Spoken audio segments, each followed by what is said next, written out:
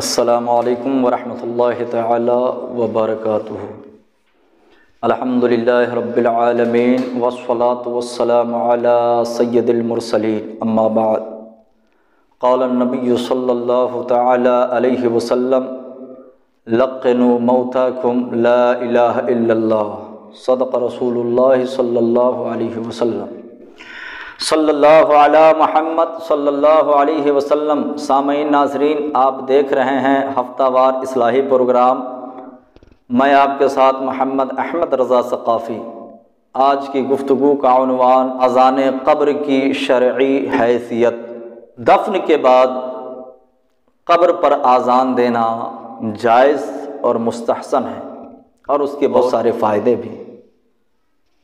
اس لیے جس طرح پیدائش کے بعد نومولود بچے کے کان میں اذان دینا سنت ہے، اسی طرح مومن کی وفات پر دفن کے بعد قبر پر اذان دینا جائز اور مستحسن ہے، اور اس کے بہت سارے فائدے بھی ہیں۔ چند باتیں میں گوش گزار کرتا ہوں، توجہ کے ساتھ سماعت فرمائیں۔ احادیث کریمہ سے ثابت ہے کہ جب میت کو دفن کر دیا جاتا ہے تو قبر میں نکیرین حاضر آتے ہیں اور میت سے سوالات کرتے ہیں۔ پہلا سوال: من رب کا، تیرا رب کون ہے؟ دوسرا سوال: ما دینوں کا، تیرا دین کیا ہے؟ تیسرا سوال: ما کنت تقول فی حق ھذا الرجل، تم نبی کریم صلی اللہ علیہ وسلم کی شان میں دنیا میں کیا کہتا تھا؟ یہ 3 سوالات ہوتے ہیں، یہ ثابت ہے۔ اور حدیث سے یہ بھی ثابت ہے کہ جب قبر میں نکیرین سوال کے لیے آتے ہیں تو اس وقت میت جواب دے رہی ہوتی ہے تو شیطان حاضر آتا ہے اور اسے بہکانے کی کوشش کرتا ہے، جواب حق سے بھٹکانے کی کوشش کرتا ہے۔ سنیے حدیث پاک، حضرت سفیان ثوری رضی اللہ تعالی عنہ حدیث پاک کے راوی ہیں: اذا سئل المیت من ربک ترى له الشیطان فی صورۃ فیشیر الی نفسہ ای انا ربک فہذہ فتنۃ عظیمہ، کہ جب میت کو سوال کیا جاتا ہے من ربک، تیرا رب کون ہے، تو شیطان ظاہر ہوتا ہے اس وقت قبر میں پہنچ جاتا ہے۔ دنیا میں تو بہکاتا ہی رہتا ہے۔ شیطان انسان کا کھلا ہوا دشمن ہے، ان الشیطان للانسان عدو مبین۔ دنیا کے علاوہ قبر میں بھی پہنچ جاتا ہے اور جواب حق سے بہکانے کی کوشش کرتا ہے۔ شیطان ظاہر ہوتا ہے اور اپنی طرف اشارہ کرتا ہے کہ کہہ دو میں تیرا رب ہوں۔ جی ہاں، اور حکیم ترمذی تحریر فرماتے ہیں: فَلَوْ لَمْ يَكُنْ هُنَاكَ سَبِيلٌ مَا كَانَ لِيَدْعُو لَهُ رسول اللہ صلی اللہ علیہ وسلم بِأَنْ يُجِيرَهُ مِنَ الشَّيْطَانِ، اگر مسلمان مردے کو دفن کرنے کے بعد بہکانے کے لیے قبر میں شیطان کے آنے کی کوئی راہ نہ ہوتی تو سرکار دو عالم صلی اللہ علیہ وسلم میت کے حق میں شیطان سے حفاظت کی دعا نہ فرماتے۔ نبی کریم صلی اللہ تعالی علیہ وسلم نے دفن کے بعد شیطان کے بہکاوے سے بچنے کی دعا قبر پہ کیا۔ اس سے بھی یہ ثابت ہوتا ہے کہ قبر میں بھی شیطان پہنچتا ہے اور بہکاتا ہے مرنے والے کو۔ تو اب شیطان کے بہکاوے سے بچانے کے لیے سب سے آسان اور بہتر طریقہ کیا ہے؟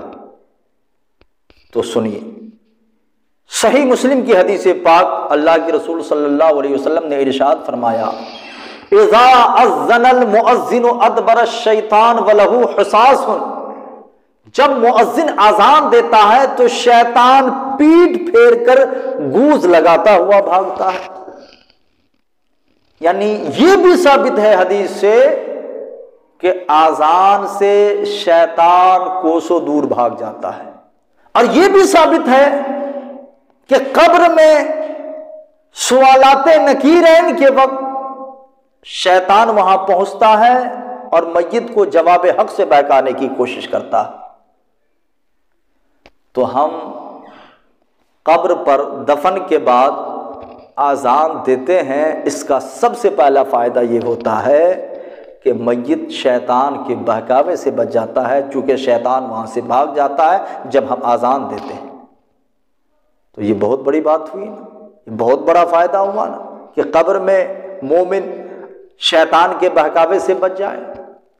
پہلا فائدہ یہ۔ دوسرا فائدہ یہ ہے، قال النبی صلی اللہ تعالی علیہ وسلم اذا نادى المؤذن فتحت ابواب السماء واستجیبت الدعاء، جب مؤذن آذان کہتا ہے تو آسمان کے دروازے کھول دیے جاتے ہیں اور اس کی دعا قبول کی جاتی ہے۔ یعنی مؤذن آذان کے بعد جو دعا کرتا ہے اس کی دعا قبول ہوتی ہے۔